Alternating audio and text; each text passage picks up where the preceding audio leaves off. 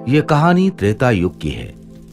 किसी कारणवश अयोध्या के राजा दशरथ को अपने सबसे बड़े पुत्र राम को 14 वर्ष के वनवास पर भेजना पड़ा। राम, मैं तुम्हें 14 वर्ष के वनवास पर भेजता हूं। जैसी आपकी आज्ञा पिताजी, मैं शीघ्र ही वनवास के लिए चला जाऊंगा। लेकिन उनकी पत्नी सीता उनके बगैर अकेली नहीं रह सकती थी, इसलिए उन्होंने राजा दशरथ से कहा, पिताजी, जब मेरे पति ही नहीं होंगे तो मैं इस महल में रहकर क्या करूंगी? कृपया मुझे भी इनके साथ वनवास जाने की अनुमति दीजिए। और फिर लक्ष्मण ने भी कहा, पिताजी, मुझे भी भैया राम के साथ जाने की अनुमति दीजिए, क्योंकि राम के बिना लक्ष्मण कुछ भी नहीं है। सीता और लक्ष्मण की विनती सुनकर राजा दशरथ ने कहा, समय मुझे तो मेरे राम से दूर कर रहा है, किंतु मैं तुम्हें तुम्हारे प्रिय राम से दूर नहीं कर सकूंगा। इसलिए मैं तुम्हें राम के साथ जाने की अनुमति देता हूं। कुछ दिनों पश्चात राजा दशरथ से अनुमति पाकर राम, सीता और लक्ष्मण के साथ वनवास के लिए चले गए। वो तीनों वन में कुटिया बनाकर रहने लगे। सब कुछ सही चल रहा था। फिर एक दिन शूर्पणखा नाम की राक्षसी वहां से गुजर रही थी। तभी उसने राम और लक्ष्मण को देखा और सोचने लगी, ये दोनों तो अत्यधिक सुंदर हैं और बहुत बलशाली भी ज्ञात होते हैं। मैं इनमें से ही किसी एक से विवाह करूंगी। ये सोचकर उसने अपनी राक्षसी शक्तियों से एक सुंदर स्त्री का रूप धारण किया और वो राम लक्ष्मण के पास गई। पहले वो राम के पास गई और बोली, हे तेजस्वी युवक, मैं आपके रूप और सौंदर्य से बहुत प्रभावित हूँ और आपसे विवाह करना चाहती हूँ। किंतु मेरा विवाह तो हो चुका है और मेरी पत्नी भी मेरे साथ है। तुम विवाह का प्रस्ताव मेरे अनुज लक्ष्मण के पास ले जा सकती हो। वो इस वन में अकेला है। राम के विवाह से इनकार करने पर शूर्पणखा को बुरा तो बहुत लगा, लेकिन फिर उसने लक्ष्मण को देखा और सोचने लगी, इस युवक ने विवाह से इनकार कर दिया तो क्या हुआ? इसका भाई लक्ष्मण भी इसी की तरह दिखता है। मैं लक्ष्मण से ही विवाह करूंगी। ये सोचकर वो लक्ष्मण के पास गई। हे तेजस्वी युवक, मैं आपके सौंदर्य से बहुत प्रभावित हूँ और आपसे विवाह करना चाहती हूँ।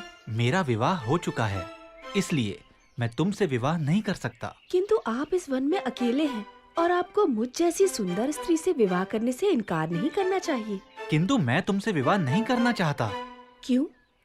क्या आपको मेरा रूप पसंद नहीं आया? ऐसा रूप देखकर तो देवराज इंद्र का भी मन पिघल जाए, तो आपका मन कैसे नहीं पिघला? शूर्पणखा की चिकनी चुपड़ी बातें सुनकर लक्ष्मण को क्रोध आ गया और उसने शूर्पणखा के नाक कान काट दिए। नाक कान कटते ही शूर्पणखा अपने राक्षसी रूप में आ गई।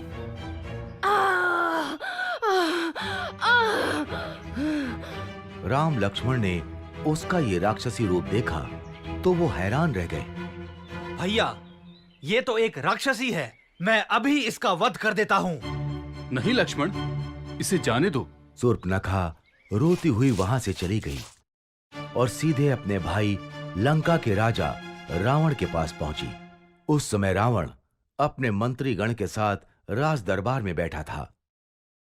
भैया रावण, भैया रावण, देखिए आपकी बहन शूर्पणखा के साथ क्या हुआ। शूर्पणखा, तुम्हारा ये हाल किसने किया? तुम मुझे उसका नाम बताओ, मैं अभी उसका वध कर देता हूँ। भैया, वन में दो भाई राम और लक्ष्मण रहते हैं। उन्हीं में से एक ने मेरे कान और नाक काटे हैं। तुम यहीं रुको, मैं अभी उसका सिर धड़ से अलग करके लाता हूँ। नहीं भैया, उन्होंने एक स्त्री का अपमान किया है, इसीलिए इसका प्रतिशोध भी आपको ऐसे ही लेना होगा। क्या मतलब? मतलब ये कि उन दोनों भाइयों के साथ एक अत्यंत सुंदर स्त्री भी है। आप उसका हरण कर लीजिए। सीता का हरण होने से राम वैसे ही मर जाएगा। रावण ने शूर्पणखा की बात मान ली वो एक मायावी राक्षस मारीच के पास गया और बोला, मारीच, मुझे तुम्हारी आवश्यकता है। आज्ञा कीजिए लंकेश। मैं राम की पत्नी सीता का हरण करना चाहता हूँ। इसमें मुझे तुम्हारी सहायता चाहिए। किंतु मैंने सुना है राम बहुत वीर है। अगर उन्हें ज्ञात हुआ कि मैंने उनकी पत्नी को हरने में आपकी सहायता की है तो वो मेरा वध कर देंगे। और अगर तुमने मेरी सहायता करने से मना किया तो मैं अभी यहीं तुम्हारा वध कर दूंगा। मारीच समझ गया कि उसके पास अब कोई मार्ग शेष नहीं बचा है और उसे रावण की सहायता करनी ही पड़ेगी। वो दोनों वन पहुंचे। वहां रावण की तरकीब के अनुसार मारीच ने एक सोने के हिरण का रूप बनाया और वो राम की कुटिया के आसपास टहलने लगा। जल्द ही सीता की नजर उस पर पड़ी। स्वामी, मुझे वो सोने का हिरण चाहिए। ठीक है, मैं अभी उसे तुम्हारे लिए लेकर आता हूं। ये कहकर राम अपने धनुष बाण के साथ उस हिरण की तरफ चल दिए। भागते भागते बहुत देर हो गई, लेकिन वो हिरण राम के हाथ नहीं आ रहा था। आखिरकार राम ने धनुष पर बाण चढ़ाया और हिरण की तरफ छोड़ दिया। बाण हिरण को जा लगा।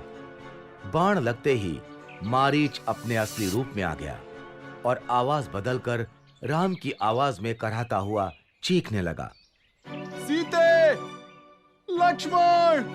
लक्ष्मण, लगता है तुम्हारे भैया किसी संकट में हैं। तुम जल्दी जाओ। लक्ष्मण जानते थे कि ये राक्षसों की चाल है, लेकिन वो सीता को मना नहीं कर सकते थे। इसलिए उन्होंने कुटिया के बाहर बाण से लक्ष्मण रेखा बनाई और सीता से बोले, माता जो भी हो, आप इस लक्ष्मण रेखा से बाहर मत आना। और वो आवाज की दिशा की तरफ चल दिए। लक्ष्मण के जाते ही रावण वहां आया और तपस्वी का रूप धारण कर सीता की कुटिया पर पहुंचा।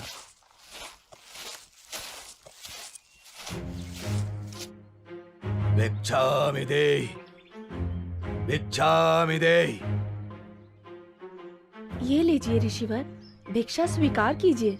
रावण भिक्षा लेने के लिए आगे बढ़ा। तभी उसने लक्ष्मण रेखा को देखा और सीता से कहा, यदि भिक्षा देनी है तो बाहर आओ, नहीं तो ये तपस्वी बिना भिक्षा ग्रहण किए ही तुम्हारे द्वार से लौट जाएगा। सीता किसी तपस्वी को खाली हाथ नहीं जाने दे सकती थी, इसलिए वो लक्ष्मण रेखा से बाहर आईं। उनके ऐसा करते ही रावण ने उन्हें पकड़ लिया और वो अपने असली रूप में आ गया।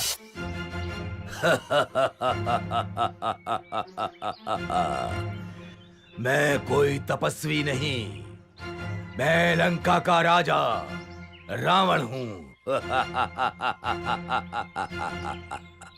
और रावण सीता का हरण कर उन्हें लंका ले गया। जब राम और लक्ष्मण को सीता के हरण का पता चला तो उन्होंने सीता की खोज आरंभ कर दी। खोज करते करते उनकी मित्रता हनुमान, सुग्रीव, जामवंत और विभीषण जैसे महान और वीर योद्धाओं से हुई। और जब उन्हें यह ज्ञात हुआ कि रावण सीता का हरण कर उन्हें लंका ले गया है, तो उन्होंने वानर सेना के साथ लंका पर चढ़ाई कर दी। पहले राम ने कुंभकर्ण को मारा, फिर लक्ष्मण ने मेघनाद का भी वध कर दिया और अंत में रावण और राम का युद्ध आरंभ हुआ। रावण बहुत मायावी था। वो अपनी मायावी शक्तियों से युद्ध कर रहा था।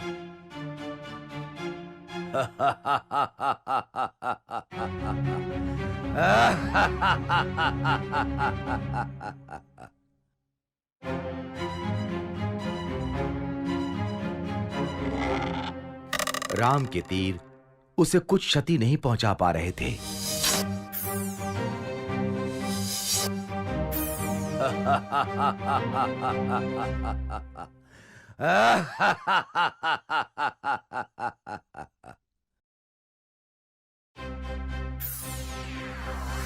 यहां तक कि राम ने रावण का सिर भी धड़ से अलग कर दिया, किंतु ऐसा करते ही अगले ही क्षण उसका एक नया सिर आ जाता था।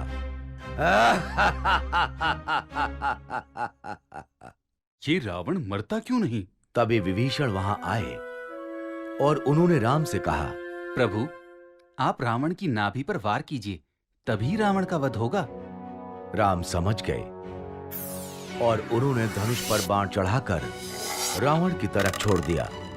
बाण रावण की नाभि पर जा लगा और रावण कराहते हुए धरती पर जा गिरा।